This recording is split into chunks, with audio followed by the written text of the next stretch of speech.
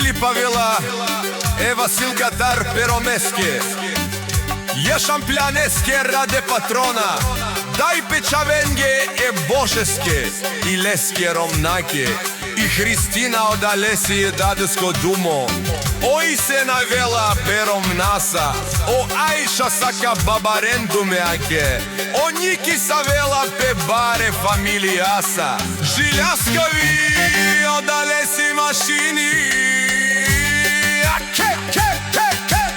аке душман дикен, орадес, авел пером наса, о Василка за, капа барен тумен, о Божес, avela te moćno kalonenza, a najmoćno kalones kontam angel da se meri sa zbože da zapovjada napuk starta kahal tu men dušman šune nama amari familija si i najpati i najzorali.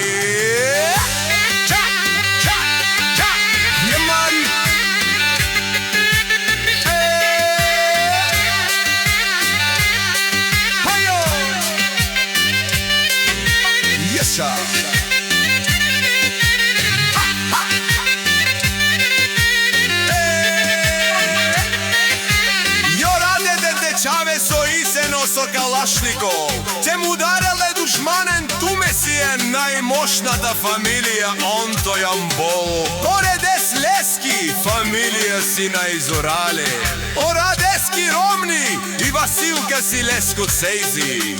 Hej dušman putren to marekana šunen Orades, daj Vasilka si dumo dumeste ne pobedi mi sate. Aj rubijas jo keresko barvalipe, a osikno Orades si najbaro oda si Dadesko Dumo. A ke dušman diken rade savel perom nasače, Vasilka sa kababaren tumen, o dole si najmoćnata familija, žiljaskavi od Alesi mašine. Gili Pavela